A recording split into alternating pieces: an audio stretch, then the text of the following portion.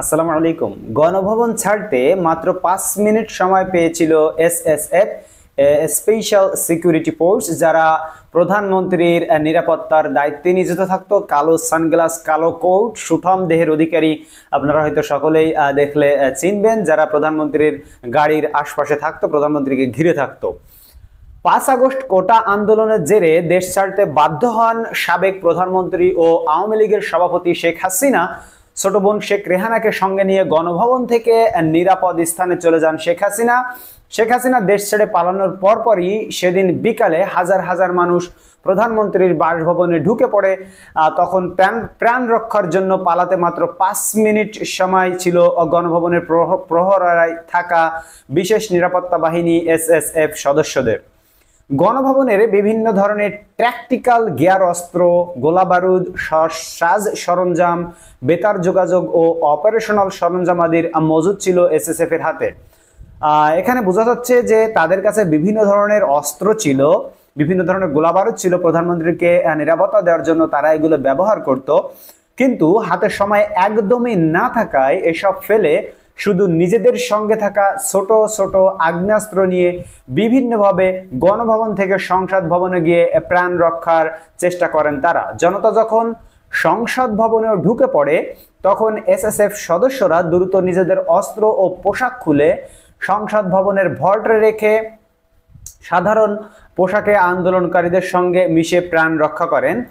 তারা বলছে যে তাদের যে অস্ত্র সেটা সংসদ ভবনের ভল্টে রেখে সাধারণ পোশাক পরে জনতার সাথে মিশে গিয়ে তারা নিজেদের প্রাণ রক্ষা করে। পরবর্তীতে পরিদর্শন করে গণভবন ও সংসদ ভবনে থাকা ভল্টগুলো আর পাওয়া যায়নি, যা আন্দোলনকারী বেশে দুষ্কৃতিকারীরা নিয়ে গেছে বলে মনে করছে এসএসএফ।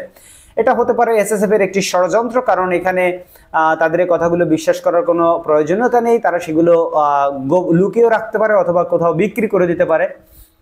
তাদের ক্ষয়ক্ষতি নিরূপণের একটি প্রতিবেদন অনুসারে বিভিন্ন ধরনের অপারেশনাল সরঞ্জাম, যেমন অত্যাধুনিক assault rifle, sniper rifle, flash bank grenade, anti drone system, বেতার যোগাযোগের ডিভাইস ও বিপুল পরিমাণ গোলাবারুদ, যার মূল্য 5 কোটি টাকারও বেশি, সেদিন গণভবন ও সংসদ থেকে লুট হয়েছে এবং নষ্ট করা হয়েছে। ছাত্র জনতার অভ্যুত্থান, এসএসএফ এর অস্ত্র, গোলাবারুদ, অপারেশনাল সরঞ্জামাদি ও বিবিধ দ্রব্যাদির ক্ষয়ক্ষতি নিরূপণ করতে সংস্থাটি 3টি তদন্ত পর্ষদ গঠন করে। এসব পর্ষদ ইতোমধ্যে গণভবন ও সংসদ ভবন সরজমিনে প্রদর্শন করে, বিভিন্ন অস্ত্র সরঞ্জাম ও দ্রব্যাদি ইস্যু সংখ্যার সঙ্গে বর্তমান সংখ্যা যাচাই করেছে। অনুসন্ধানে উঠে আসা তথ্যের ভিত্তিতে 3টি প্রতিবেদন প্রস্তুত করেছে তারা, যা এসএসএফ এর প্রধান কার্যালয়, অর্থ মন্ত্রণালয় সহ সরকারের সংশ্লিষ্ট বিভিন্ন দফতরে পাঠানো হয়েছে। ক্ষয়ক্ষতির আর্থিক হিসাব করে সংস্থাটি বলেছে, 5 আগস্টের ঘটনায় এসএসএফ এর বিভিন্ন অস্ত্র ও দ্রব্য লুট ও ক্ষয়ক্ষতির আর্থিক পরিমাণ 5 কোটি 28 লাখ টাকা। এর মধ্যে অস্ত্র ও ম্যাগাজিনের ক্ষতি 11,62,000 টাকা, গোলাবারুদ ও গ্রেনেড খোয়া যায় ক্ষতি 11,44,000 টাকা, যোগাযোগ ও অপারেশনাল সরঞ্জামাদি বাবদ ক্ষতি প্রায় 2 কোটি 63 লাখ টাকা, আইটি ও গোয়েন্দা সরঞ্জামাদি বাবদ ক্ষতি প্রায় 1 কোটি 55 লাখ টাকা, যানবাহনে ক্ষতি প্রায় 14 লাখ টাকা এবং অন্যান্য দ্রব্যাদিতে ক্ষতি প্রায় 74 লাখ টাকা। গণভবনে এসএসএফ এর স্থগিত অপারেশন রুমে অস্ত্র গোলাবারুদ রাখার জন্য 2টি অত্যাধুনিক ভল্ট স্থায়ীভাবে স্থাপন করা ছিল, যার প্রতিটির ওজন 100 কেজি। একটি ভল্টে 2টি এসএমজি T56 রাইফেল ছিল এবং অফার ভল্টে 9,798 রাউন্ড তাজা গুলি ছিল। লুটপাট চলাকালীন আন্দোলনকারী বেশে দুর্বৃত্তকারীরা ওই ভল্ট 2টি নিয়ে চলে যায়।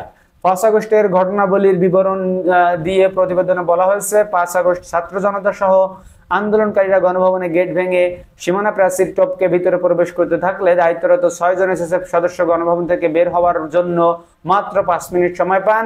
এই অল্প সময়ের কারণে তারা নিজস্ব অস্ত্র, গোলাবারুদ, বেতার সরঞ্জামাদি ও অপারেশন সরঞ্জামাদি রেখেই পাশে সংসদ ভবনে যান, কিন্তু অভ্যুত্থানকারী জনতা সংসদ ভবনে গেলে তারা আতঙ্কিত হয়ে তাদের ড্রেস খুলে তারা তখন সাধারণ পোশাকে পরেই জনতার সঙ্গে মিশে যায়। বন্ধুরা, এই ছিল এসএসএফ ক্ষমতাশালী একটি বাহিনীর আত্মসমর্পণ করার ভিডিও, এবং এরকম খবর আরো পেতে আপনারা আমাদের সাথেই থাকুন। এই খবরটি আমি আপনাদেরকে জানাচ্ছি দৈনিক ইত্তেফাকের মাধ্যমে। আমি আপনাদেরকে সবসময় অথেন্টিক এবং সত্য খবর প্রোভাইড করে থাকি। এর জন্য আপনারা চাইলে আমাদের চ্যানেলটিকে সাবস্ক্রাইব করে রাখতে পারেন পরবর্তী আপডেট পাওয়ার জন্য, এবং আমাদের ভিডিওতে একটি লাইক দিতে ভুলবেন না। দেখা হবে পরবর্তী ভিডিওতে অন্য কোনো টপিক নিয়ে ইনশাআল্লাহ।